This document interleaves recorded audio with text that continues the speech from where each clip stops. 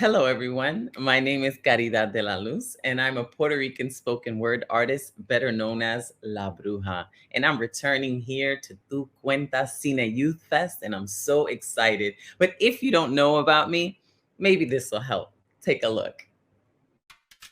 Caridad de la Luz likes to say that we turn high art on its head when we tell our stories. A multifaceted performer known as La Bruja, she raps, acts, sings, hosts, recites, dances, does stand-up comedy, writes plays, poems, songs, scripts, and teaches others how to do the same.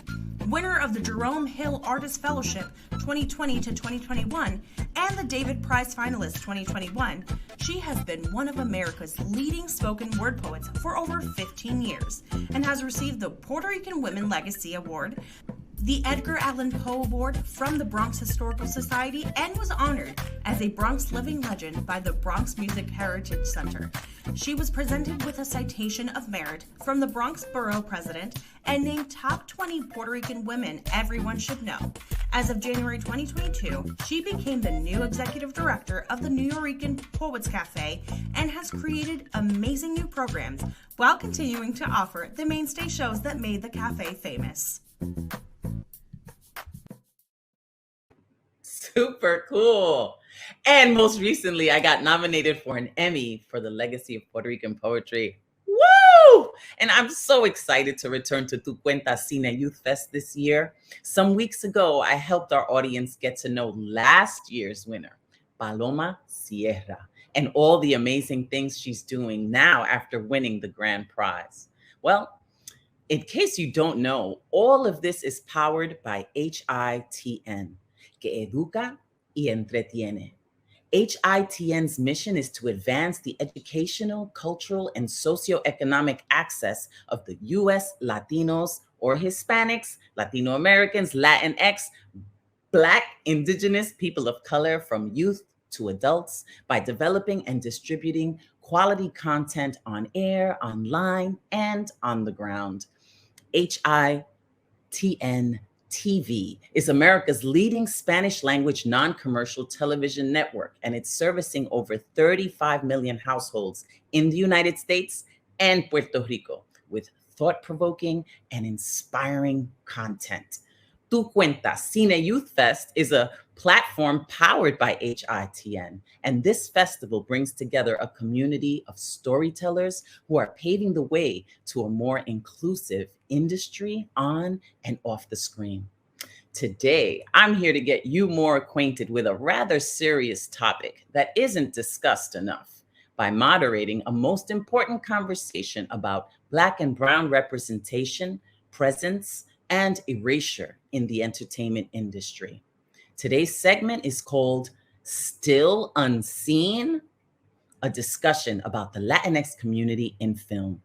Joining us to help navigate through all of this and sharing their experience with us are two fabulous panelists. First, all the way from Colombia by way of Los Angeles, California, we have Manuel Betancourt. Check this out about Manuel. Manuel Betancourt, Born and raised in Colombia, Manuel Betancourt now calls Los Angeles, California home. An avowed movie fan since he was a kid, Manuel first followed that interest to academia. He went to grad school in the East Coast. He now works full-time as a culture writer and a film critic. His work has been featured in the New York Times, Remezcla, GQ Style, Variety, Vice, and BuzzFeed Reader, among others. Amid film festival going and regular TV recapping, he's made time to work on longer projects. He's the author of Judy at Carnegie Hall, all about Judy Garland's iconic concert album, and co-writer of the Eisner Award-nominated middle-grade graphic novel series, The Cardboard Kingdom, which celebrates the power of imagination. He has an upcoming book coming out next year, The Male Gazed on Hunks, Heartthrobs, and What Pop Culture Taught Me About Men, which is equal parts memoir and cultural criticism. He firmly believes everything you need to know you can learn from Pedro Almodóvar's Oscar-winning film, Todo sobre mi madre, all about my mother. That is awesome, Manuel. It's always fascinating to see how other people see you, and you forget how many pictures you take of yourself. You're looking at the pictures, we're looking at the work, honey. You have to put that in. Well, thank you. And thank you so much for having me today. Oh, I'm so excited. But we also have somebody else that I'm so excited to introduce. We're going to have to keep this energy going. We have a graduate of NYU's Tisch School of the Arts. Check out our friend, Zoé Salicrup Junco. Zoé Salicrup Junco. Born and raised in Puerto Rico, Zoé Salicrup Junco is an award-winning director with a passion and commitment to tell stories about underrepresented communities. A graduate of NYU's Tisch School of the Arts, Zoé's films have screened in many festivals, including Tribeca, Palm Springs, Claremont-Ferrand, and HBO New York Latino Film Festival. Her narrative short, Gabi, the unfiltered portrayal of what it's like to be an unconventional woman in a small town in Puerto Rico, garnered her top prizes like the King Screenwriting Award, the Wasserman Directing Award, and a spot in the Independent Magazine's Top 10 Filmmakers to Watch. Most recently, her short film Marisol, a New York City set drama following an undocumented mother, won the HuffPost Social Impact Award and was acquired by HBO. Zoé balances her narrative sensibilities with a commercial body of work with brands like Bausch & Lomb, PwC, Sony, HBO, and Herschel. One of her mottos is, que nada te detenga, ni tú misma. Don't let anything stop you, not even yourself. Yes. Oh my Yeah. All right. Thank you so much. I'm so flattered. Your work is tremendous. Like even just those clips, like the visuals, the colors, it just sucks you right in. Like I want to watch all of it. Oh, thank you. That means the world to me. Oh my gosh. And then in Puerto Rico as well. Like, and yeah. Yes. I'm tuning in all the way from Puerto Rico. Oh, yes. I am with you. Luckily we're able to connect in this way, but hopefully we can connect physically on the motherland. I know, right? So important. This segment is called Still Unseen, a discussion of Latinos, Latinas, and the Latinx community in film. Now, Maria Hinojosa, a noted Mexican-American journalist, said, "My stories didn't appear. We were invisible. I was invisible from the media narrative. No one in the reporting I saw looked like my family or me, so I did begin to think that maybe somehow my story was less valuable, less important." That's what Maria Hinojosa had to say. And while progress has been made, authentic representation remains a challenge. So here on this panel, Still Unseen, my panelists, I ask you, why do you think it's so important for films to represent different cultures and backgrounds? Are we going to play one of these? Are you going to go first? I'm going to go first. Ladies first. Ladies first. Ladies first, I think. You put me on the spot. Well, first of all, thank you for having me. It's quite an honor to be here and to share this panel with you, Caridad and Manuel as well.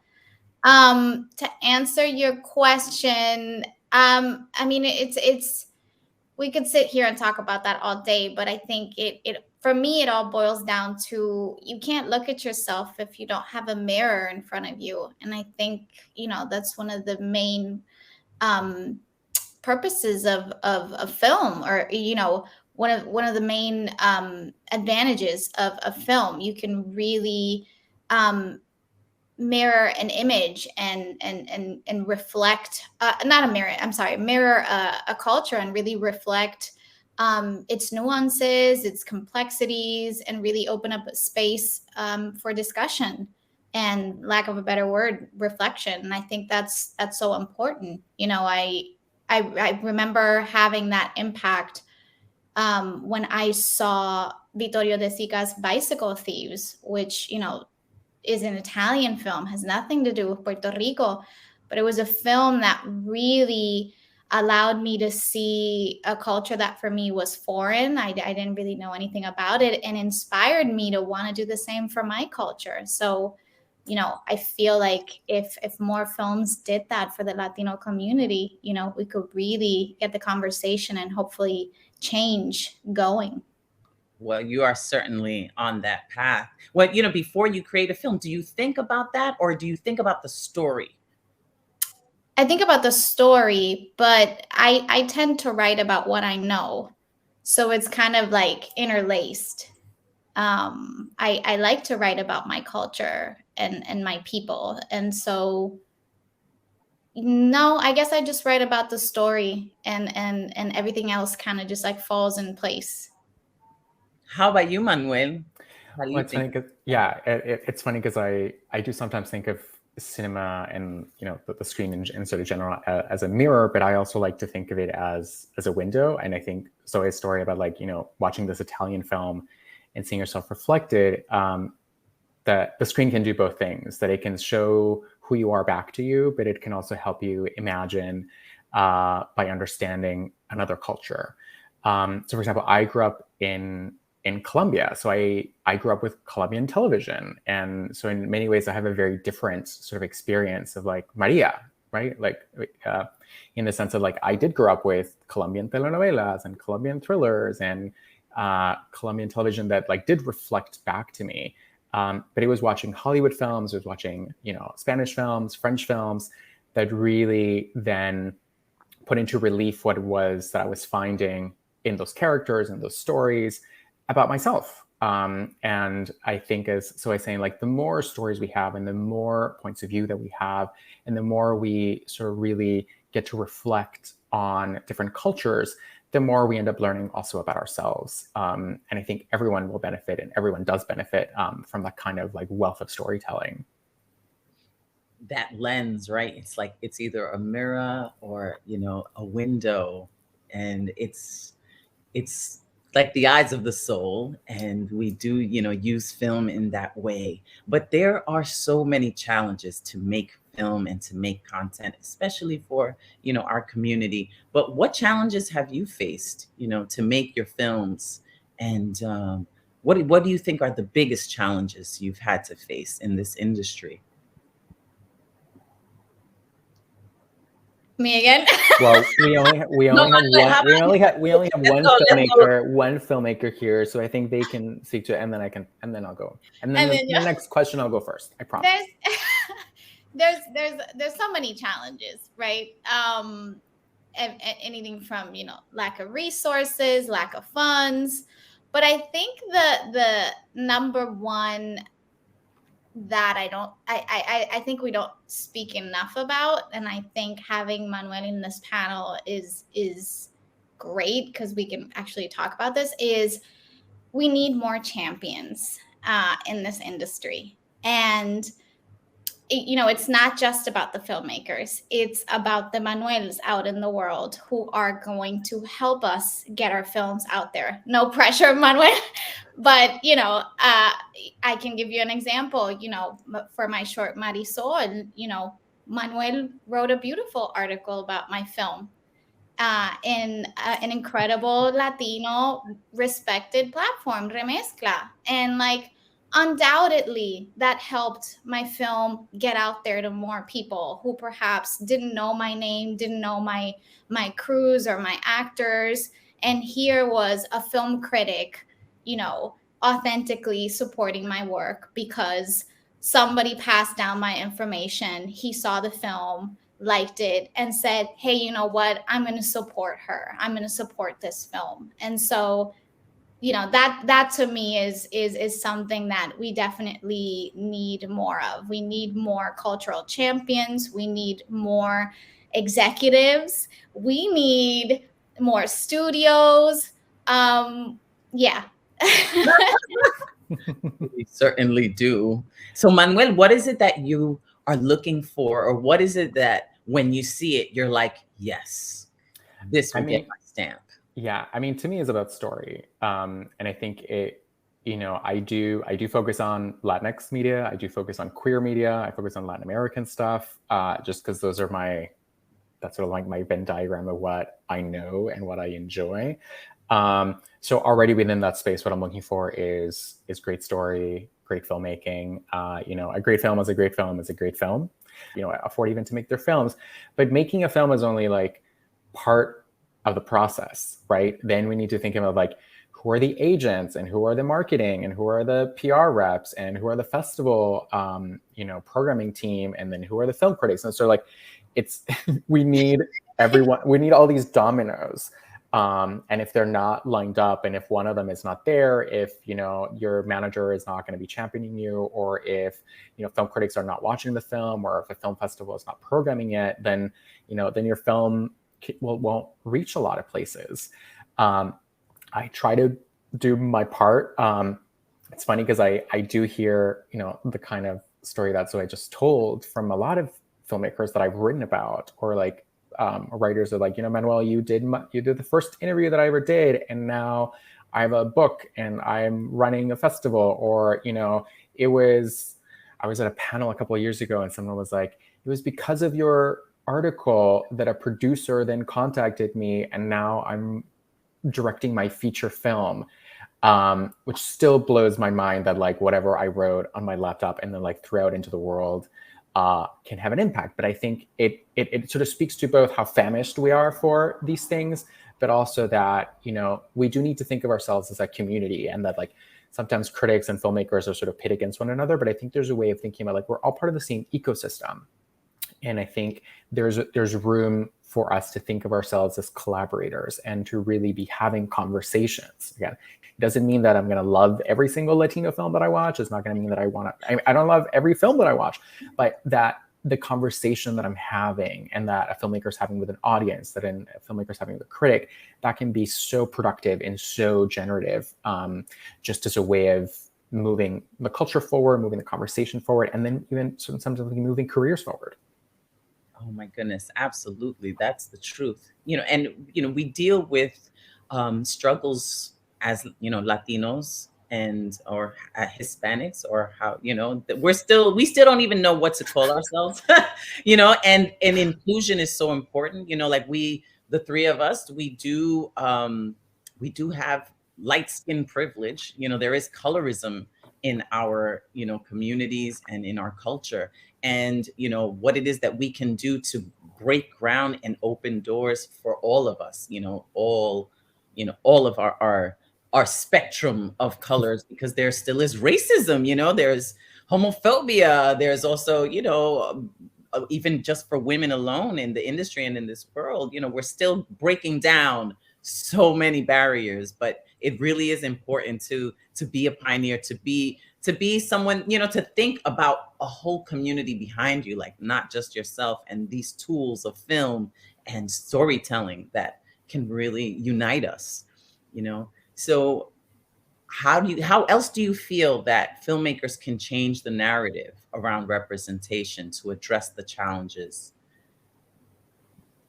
Oh, I did promise that I was going to take it first, so I can sort of relax and not feel pressure. This is the kind of question that I think about a lot, and I keep realizing there's no easy answer. Mostly because I think representation should not be a goal. I think representation should be the baseline, right? I think the moment that we say, oh, because we had one successful film or one successful television show or one successful, mega, superstar, that somehow means that we're all seen. I think this is a myth. I think this is sort of a way of wishing away a lot of systemic problems and wishing away a lot of like the knotted reality of what we're actually living in. And so I think representation should be sort of what we start with and say, look, we just need that. But as soon as we get representation, that alone is not going to save us. That alone is not going to solve all of our community's issues. And so I think trying to steer clear of saying that we just need more films is what we need, because I think we need more complex filmmaking and more complex storytelling, and storytelling that maybe doesn't reflect the best of us, reflects all of us, right? I think like sometimes we get caught up in like we need positive representation and we need positive storytelling, and I think that there's value in there, and I think it's definitely from an activist perspective and from a sort of like an identity driven perspective, like we definitely need that, especially because the Latino community in the US can sometimes be so vilified, and how many narco stories can we watch? And like we need to be fighting that, and we need to constantly be on the lookout for how a community is sort of vilified on screen by people sometimes who are not part of the community. But I think we should also make room for very complicated characters and anti-heroes and villains. And, the moment that we start saying that, we only need positive representation, I think there's a way of like flattening a lot of great filmmaking, a lot of great storytelling, and also a lot of great sort of careers that, that are built on wanting to really think about, the human experience, which is not always positive. Zoé, you've created films like that. Your characters are authentic, and how do you go about, finding these accurate portrayals? Like what's part of that research to bring forth? Yeah. I mean, first of all, I echo, excuse me, everything Manuel said. But I think like nowadays, we throw out words like inclusion, representation. And I think these are great conversation starters, but I'm always very weary of becoming a trend, because I think, trends expire. And, like Manuel said, I think, inclusion and representation should be a baseline. And then let's actually get to storytelling. So, for a filmmaker like me, it can get very nerve-wracking, because when you have, executives, producers kind of like, you feel the pressure and the nerves to deliver and deliver positively, like Manuel was saying. And, how do you carve out a character that's three-dimensional that somebody's going to be able to empathize with if that character is perfect? You have to take a character from A to B, and you're already letting me know that like there needs to be a journey, but throughout that journey, this character needs to hit all these like positive attributes and positive points. The character then doesn't have any faults. Humanity. And, for someone like me, it took a while for me to understand, what I'm trying to say with my work. As crazy as that sounds, but, at the end of the day, I moved to unpack the humanity of Latina characters. So humanity, there's a lot of fault in there. There's a lot of imperfections, and it's about embracing those imperfections and creating that empathy with the audience. So, I think, like Manuel was saying, like just write the world you see around you, be very aware of that. And the world is, undoubtedly diverse. Unless, well, Mhm. well, that's debatable. But for but for the most part, it should be. So, be aware of that, but then don't be afraid to just dive into a character's soul, and the depths of it, and focus on that. Drop the term Latino, for example, which it's a double-edged sword, right? Like it unites us as a group, but it also, if we're not careful with it, can generalize so many nuances and complexities that I think it's important to celebrate, as different cultures, who are coming together because we have certain things in common, and that's great and fabulous. But I think to kind of lump us all into one category can be very dangerous. And we have to be careful with that. So, for example, for a young filmmaker, don't necessarily sit down and say, I want to write a Latino film, go deeper, like really craft what you want to write, that goes beyond just the term Latino. And I guarantee you people will connect more with specificity, than they will with something a little more general. Because another thing we don't talk about enough is, like, we underestimate our audience. But think about it. When you consume TV or film content, you can feel when someone has an agenda behind that content. You can feel when things are just crafted to please people, as opposed to a filmmaker's voice who's saying, no, we're really going to talk about this, and we're going to talk about the full breadth of this situation or this social issue, and that includes light and darkness. And I think our audience recognizes that, and I think maybe letting go of some fears of, like, oh, will the Latino community not accept this? Will they be upset because we're representing ourselves in sort of a bad light? It is a risk, but I think in the end, your audience, they might struggle a little bit, but they'll go through a journey and we'll talk about it. And I think that's the whole point, right? To talk about social issues, to talk about things that are keeping us up at night, demons that still haunt us, through generations, and continue to open ourselves up, connect with our community, and sometimes pushing the needle a little can get us there. And is that a bad thing?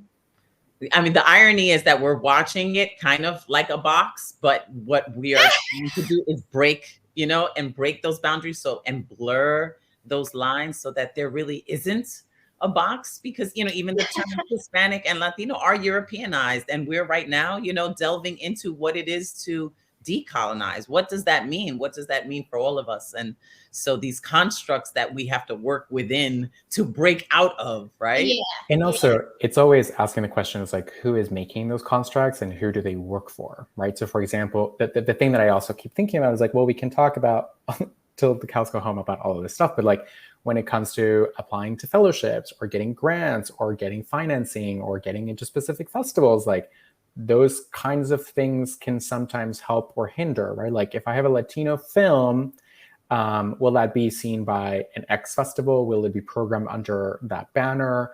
Or the opposite, like, well, I have a film and I'm Colombian and it's a Colombian story, but it's not really Latino in nations, which feels like such insane thing to be asking.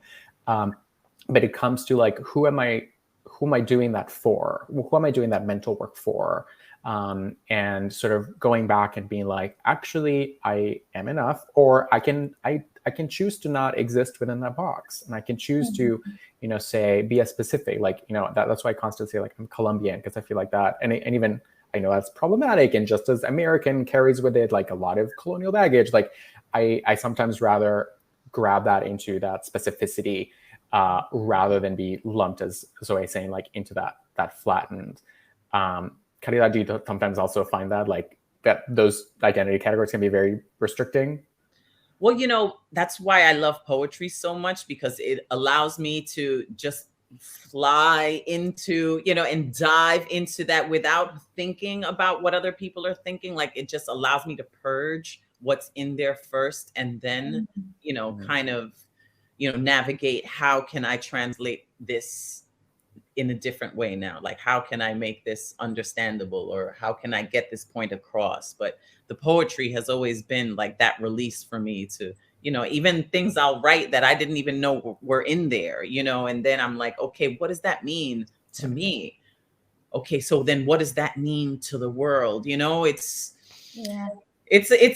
a process, but it's a beautiful thing, because, if we allow ourselves to believe everything that society puts forward, in media, we'll have self-hatred and loathing, like the messages are not positive for ourselves. So we have to create, not have to, but it sure is a lovely thing to use your voice in a way that can uplift by like revealing the truth. A lot of people don't want to get gritty. It makes people uncomfortable. Like, even calling myself La Bruja, that, I've been La Bruja now 26 years. When I first started, there was nobody really calling themselves a bruja, and it was breaking ground really to, again, decolonize people's mind. But we didn't have that word back then.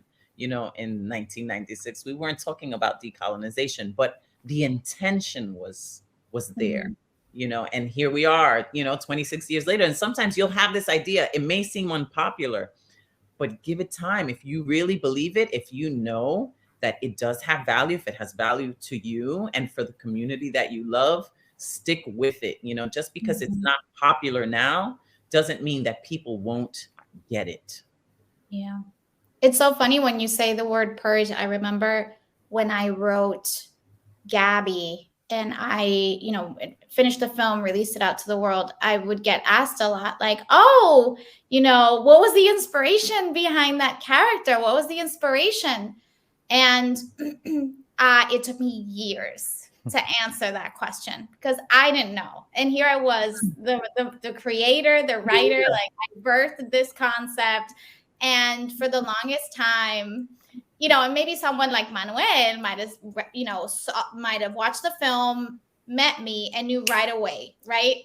But it for me, that specific project was a purge, and it took me time to figure out, oh my God, like I was writing about myself. Because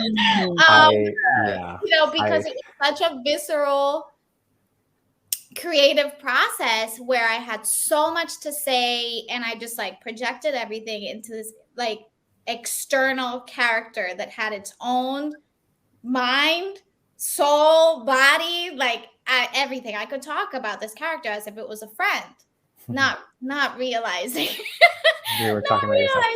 I was talking about myself. And I think that's important to say, because like for our younger audience that's watching, like, I think it's important to not put pressure on yourself when you're creating. Like, you have to go out and like inspire your community and like hit these points, because, I'm telling you from my own experience, like that takes time, and it's a continuous journey through your artistic work, where you're going to start crafting your voice and figuring out what are these things that you're purging, like that your spirit, is longing for it to come out. And then maybe years later, you're like, oh, that's what was going on. There's a lot of psychology there, Yeah.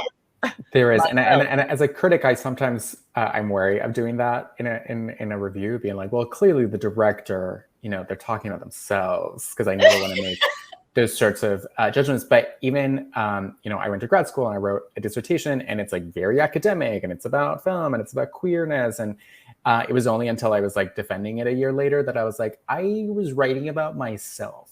Like, I'm writing about all these authors and about these films, and like, there was no I in that dissertation. There was no moment of where I was saying like, I am doing this.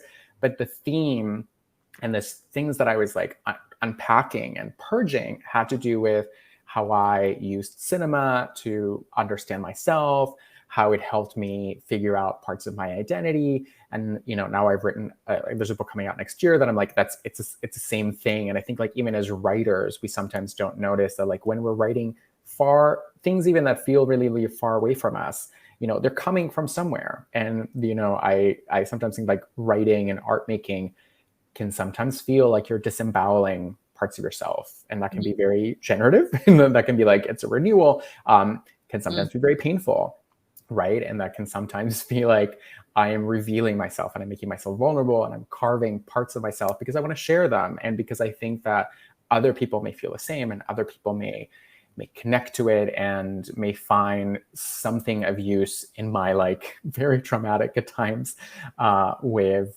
creating, whether it's a film, whether it's poetry, whether it's a book. I think that all those creative avenues are, whether we want them or not, revealing about yourself.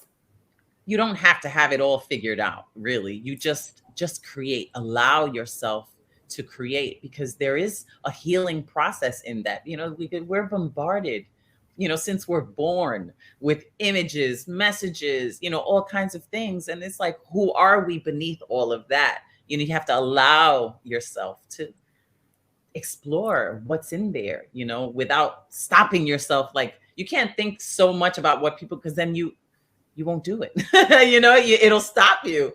But if you just allow yourself to create, the rest will reveal itself. And it does take some serious courage.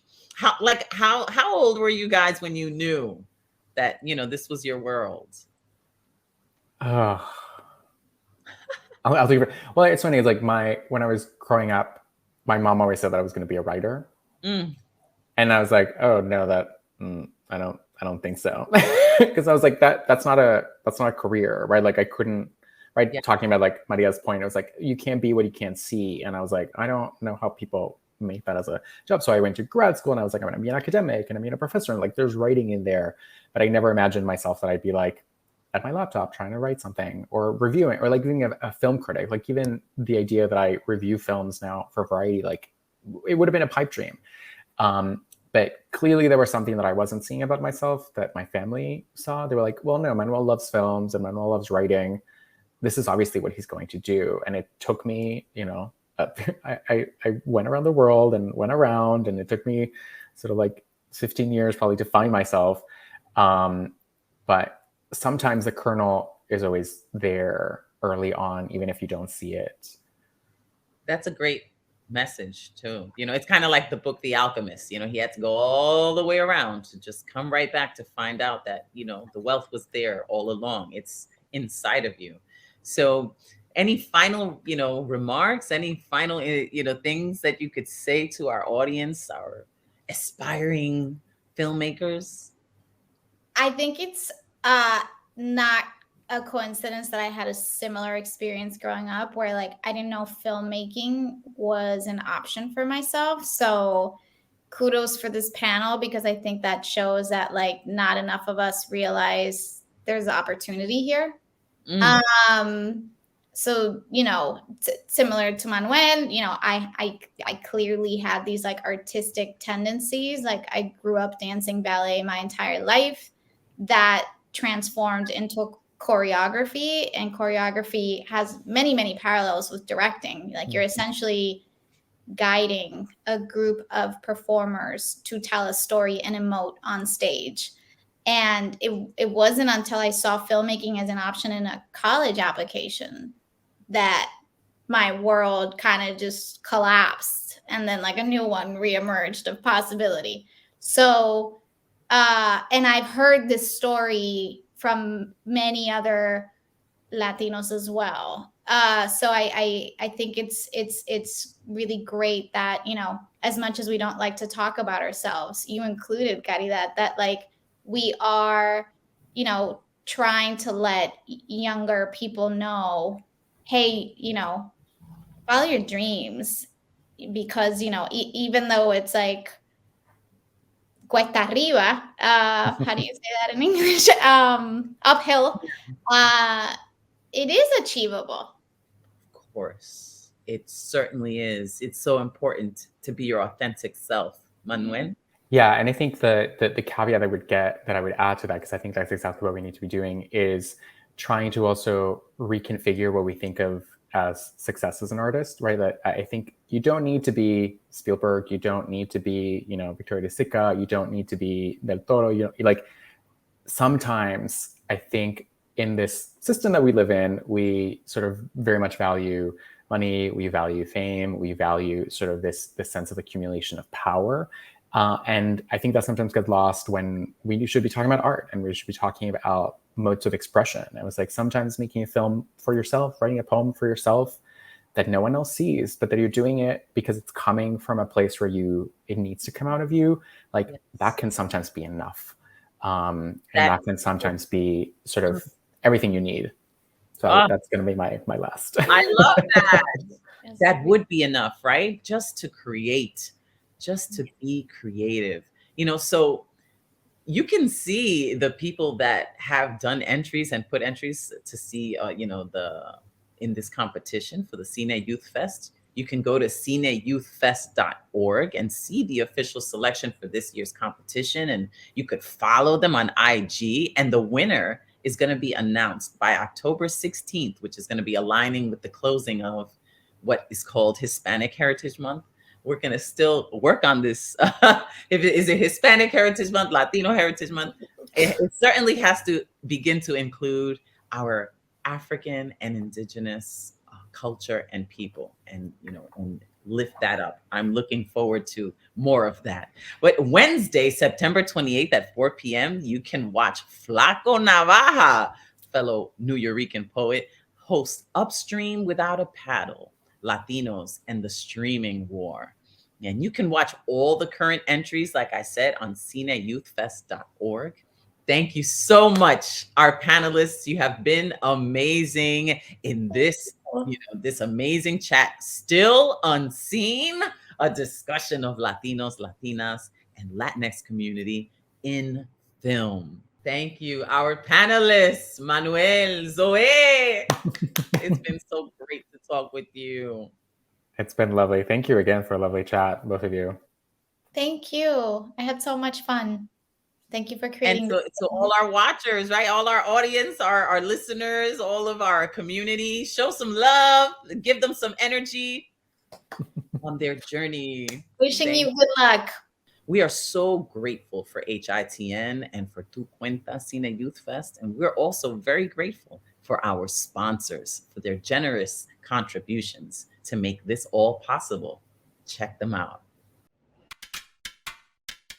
Thanks to our sponsors, we continue to have important conversations that educate and inspire the most valuable asset for a brighter future, the new generation of Latinx creatives. Visit cineyouthfest.org to find out more, because tú cuentas.